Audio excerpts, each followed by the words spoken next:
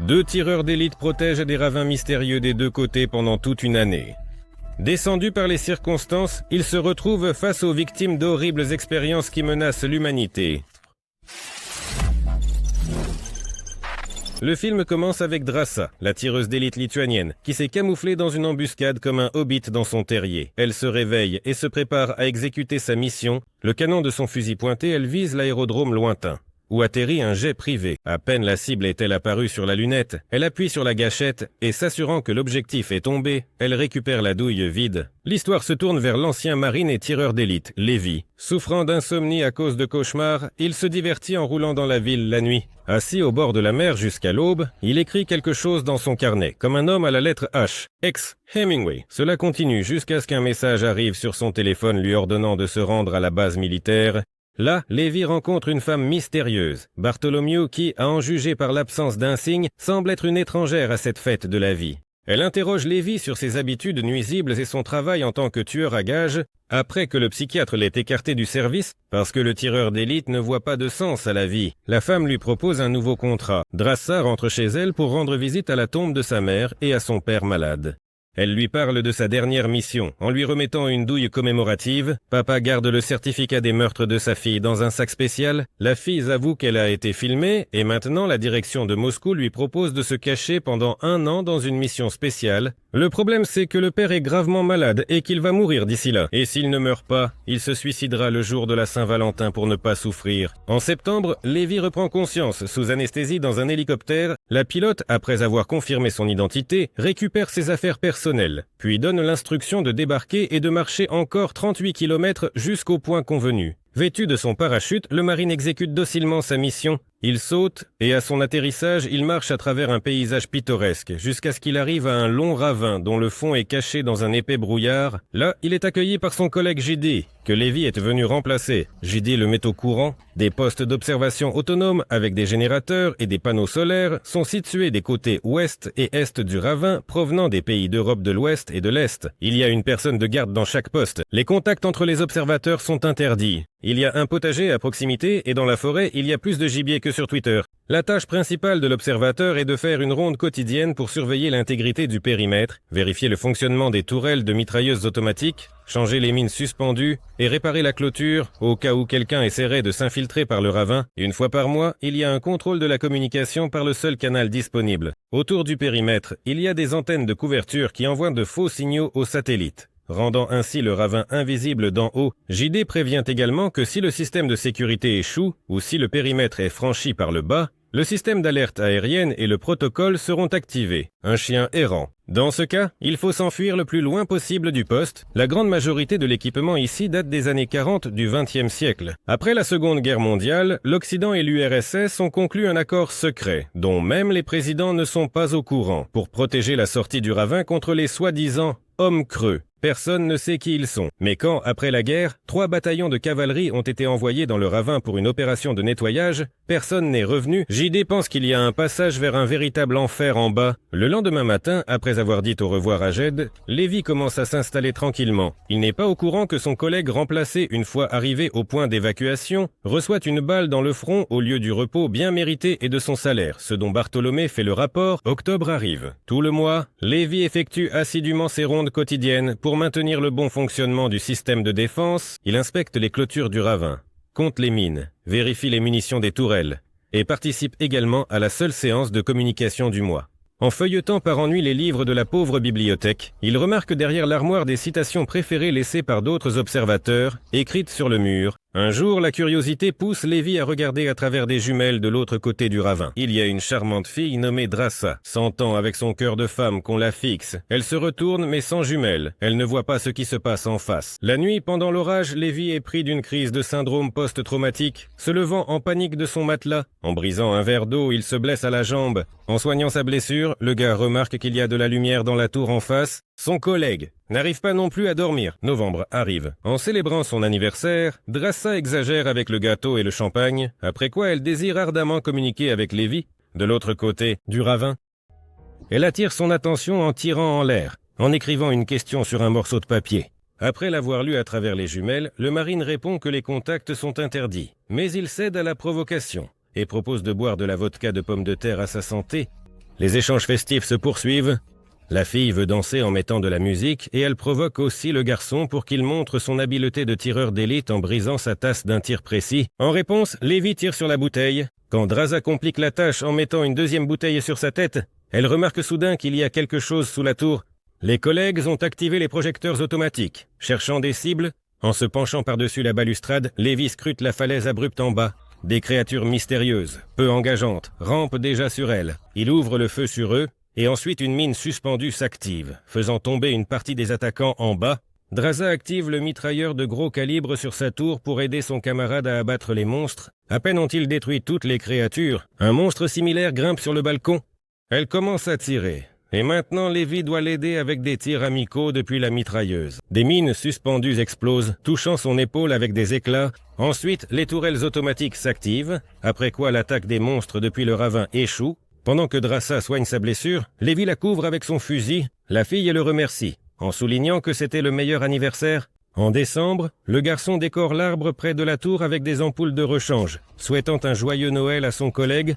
Ainsi, ils continuent à communiquer tout au long du mois, jouant aux échecs ou construisant des bonhommes de neige en l'honneur l'un de l'autre, donc ça continue jusqu'au 14 février. Draza est triste, réalisant que son père est en train de mourir à la maison. Elle écrit à Lévi qu'elle aimerait qu'il soit à ses côtés. Une telle demande excite l'hypothalamus du marine, ce qui entraîne une poussée de créativité. Le garçon sort un obus de lance-grenade de l'arsenal, dévisse la charge explosive et déroule une bobine de corde dans la cour. Fixant une extrémité à lui, il attache l'autre à l'obus qu'il tire en direction de la tour est. Satisfait de cette créativité, Draza éteint l'incendie causé par l'obus et attache la corde tendue au-dessus du ravin. Lévi, ayant écrit une invitation pour le dîner, se prépare pour un rendez-vous. Il se rase et compose un modeste bouquet de fleurs des champs. Ensuite, il s'accroche avec son mousqueton à la corde, prend de l'élan et glisse au-dessus du précipice.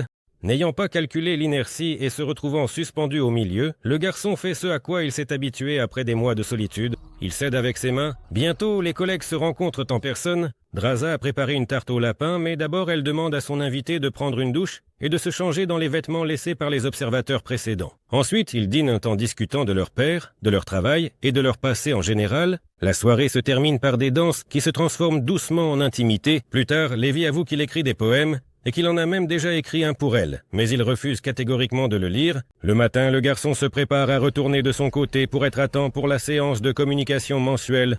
Cependant, pendant le transport, il s'avère qu'ils ont raté une nouvelle attaque. Le monstre se faufile déjà le long du mur vers la tour. Il touche une mine et avec un éclat, il coupe. Kabou! Lévi tombe dans le brouillard. À peine le temps d'activer son parachute. Sans trop réfléchir, Draza attrape son parachute et se lance en courant derrière. Ayant traversé le brouillard jaune, elle tombe dans une rivière tumultueuse, perdant son jumard, l'équipement pour grimper sur la corde verticale. Lévi reprend conscience, suspendu la tête en bas à un arbre. Le parachute s'est accroché, il est attaqué par une chenille mutante, et le garçon a à peine le temps de riposter. En détachant les sangles, il tombe dans une boue collante qui le retient aussi bien que de la colle. Mais ce qui est bien plus terrifiant, c'est qu'elle fait partie d'un organisme prédateur affamé, qui serre lentement ses mâchoires. Le monstre était sur le point de saisir Lévi quand Draza est apparu, et en tirant sur les dents, elle a aidé le garçon à sortir du piège.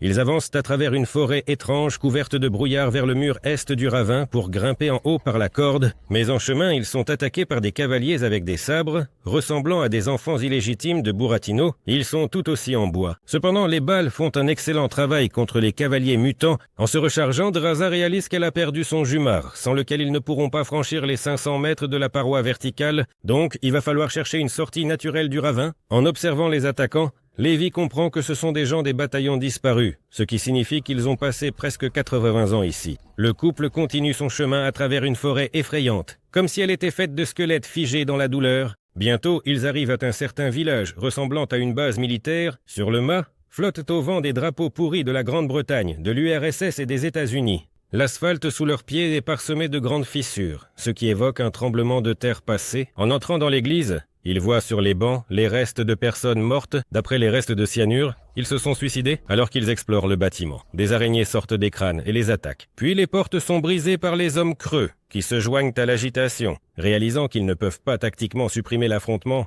les observateurs font exploser le mur avec une grenade et la jettent dans le trou résultant, jusqu'à ce que la situation pour eux se transforme en un trou complètement différent. Pour quitter la zone ouverte, ils courent vers le mur du ravin, où se trouve la porte du bunker. À l'intérieur se trouve une base scientifique envahie par la végétation et recouverte d'une épaisse couche de poussière. D'après la photo de la la conférence de Yalta, elle date aussi des années 40. Lévi trouve une bobine de film et Draza trouve un générateur alimenté au propane. Le couple le démarre, rétablissant l'alimentation électrique, puis déploie soigneusement le projecteur laissé de côté, le chargeant avec le film. Dans l'enregistrement, le scientifique dit qu'en 1946, après l'invention de la bombe atomique, l'Occident et l'Est ont construit une base secrète pour créer une arme biochimique de puissance similaire. Cependant, lorsque le tremblement de terre s'est produit, les échantillons obtenus se sont répandus dans l'atmosphère, infectant toutes les personnes présentes. Tous ceux qui vivaient dans la gorge ont fusionné leur ADN avec des plantes et sont désormais porteurs d'une infection biologique. Cependant, le contact avec les vapeurs toxiques n'est pas si dangereux. Tant qu'on s'éloigne pendant quelques heures, on peut donc éviter des dommages irréversibles. Lévi trouve dans le laboratoire un équipement plus moderne, des années 2000, appartenant à une entreprise privée appelée Dark Lake. Il comprend qu'ils étudient ici du biomatériau à l'aide de drones. Il apprend également ce que signifie le protocole du chien errant. Si la sécurité est compromise, le processus d'activation de la bombe nucléaire sera lancé, détruisant tout dans un rayon de 4 km. Le couple prévoit de s'enfuir avant d'être contaminé, mais à la sortie, il découvre que les mutants ne sont pas si stupides. Ils ont volé le sac de Drass avec des provisions et l'ont laissé dehors comme appât. Quand la fille a voulu la prendre, elle est tombée dans un piège préparé. Le cavalier emporte la proie. Malgré les tentatives de couper la corde ou de tirer sur le ravisseur, la tireuse d'élite heurte une souche et perd connaissance. Lévi court sur les traces de son ami pour la sauver. Il arrive à la silos de missiles, crachant une fumée rouge toxique. En bas, Drass reprend conscience, lié dans le repère du cavalier qu'il a enlevé. Mais ce n'est pas un cavalier en cuivre, plutôt en chêne. En le donnant un coup de pied, la fille réussit à se dégager et à se libérer. Après quoi, une bagarre s'ensuit. En utilisant des moyens de fortune, elle se défend, mais cela ne fait qu'exciter le mutant. Cependant, le tir précis de Lévi, qui arrive à point nommé, met fin à ce duel. Ils sortent de la silo où se trouve une fusée endommagée par le tremblement de terre. C'est précisément la fuite de produits chimiques de ce type de fusée qui a conduit à la contamination du ravin. Le couple se faufile à travers un manteau de chair humaine qui a proliféré comme de la moisissure, essayant de ne pas le déranger. Cependant, en marchant sur un morceau, Drass touche accidentellement une toile d'araignée dégoûtante. S'y empêtrant, Lévi sort son sabre pour la libérer, mais cela provoque une réaction en retour. Pour s'échapper, la fille tire dans la masse de tentacules avec une grenade, brûlant le mutant. À la surface, ils trouvent un garage d'ancienne technologie. Lévi élabore un plan.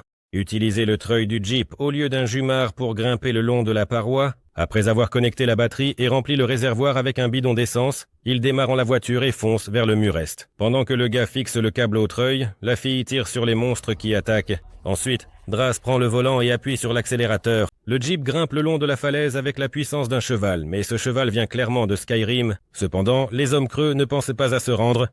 Ils grimpent le long de la falaise et de la corde. En appuyant sur l'accélérateur avec une caisse, le couple se défend contre les mutants qui les assaillent, les faisant tomber avec leur corps raide en bas. Suspendu par les bras au-dessus du précipice pendant le combat, Lévi perce un bidon d'essence arrosant les ennemis en bas.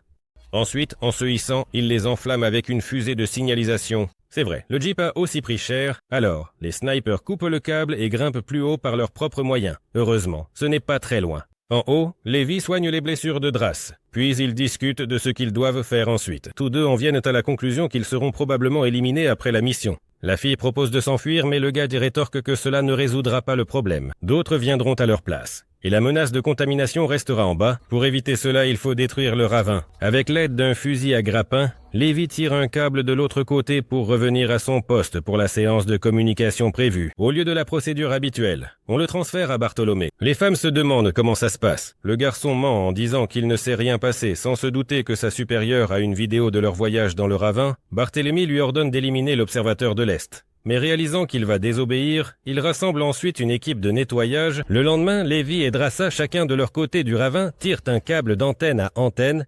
En cours de route, ils aperçoivent un hélicoptère qui s'approche de la tour, après quoi ils prennent la fuite. L'équipe de nettoyage dirigée par Bartholomew arrive au poste ouest, mais Lévi est déjà parti et a disparu. Une femme ordonne de faire décoller un drone pour retrouver les fugitifs, tandis qu'elle inspecte la pièce. Des tireurs d'élite en fuite dans les montagnes mesurent la distance, tandis qu'ils sont repérés par des drones armés de mitrailleuses. Au cours de la fusillade, une bûche tombe sur la jambe de Lévi, lui causant une boiterie, mais il parvient à abattre les deux appareils un par un. Drassa, avec un tir précis, neutralise les deux drones, puis continue sa fuite. Arrivé à un certain point, les tireurs d'élite prennent position, se préparant à tirer. Bartholomew remarque des messages secrets sur le mur derrière l'étagère. Lévi a réussi à laisser là une citation de Bouddha disant que « le soleil, la lune et la vérité ne peuvent pas être cachés longtemps ». À ce moment-là, les tireurs d'élite tirent sur les explosifs placés sur les antennes de couverture, les faisant détonner et provoquant une réaction en chaîne à travers la mèche de Bickford préalablement tendue. Lâchant leurs fusils, ils s'enfuient. Éloignez-vous pendant que les antennes explosent. Une par une, elles privent le ravin de son invisibilité face aux satellites. Juste après la dernière explosion, une sirène aérienne se déclenche, avertissant du lancement du protocole Chien errant. Bartholomew et ses mercenaires montent dans un hélicoptère pour s'échapper lorsque dans le ravin explose une bombe nucléaire préparée pour cette occasion. Une vague de flammes détruit le foyer de la maladie mutante. Atteignant en même temps l'hélicoptère et le projetant contre les rochers, la vague d'impact pousse Lévi qui boite dans le vide. Il tombe dans la rivière et descend lentement au fond, tandis que Drassa, qui s'est éloignée à une distance suffisante, regarde l'enfer de feu, qui se déroule derrière elle. Plus tard, elle attend son amoureux dans une grotte à proximité. En rayant le jour sur le mur, jour après jour, et en regardant l'enveloppe qu'il lui avait donnée au cas où il ne parviendrait pas à s'échapper, la fille se rend en France où elle continue d'espérer qu'il viendra, mais ayant perdu tout espoir, elle ouvre la lettre d'adieu au coucher du soleil, comme cela avait été convenu, et y trouve les poèmes que Lévi avait écrits avant même qu'ils ne se rencontrent en personne. En avril, Drassa commence à travailler comme serveuse. Oubliant son passé militaire, un jour, en servant une nouvelle commande, elle aperçoit Lévi vivant à la table voisine. Il s'excuse d'être arrivé si tard. Le couple heureux s'embrasse devant un paysage marin, et c'est ainsi que le film se termine.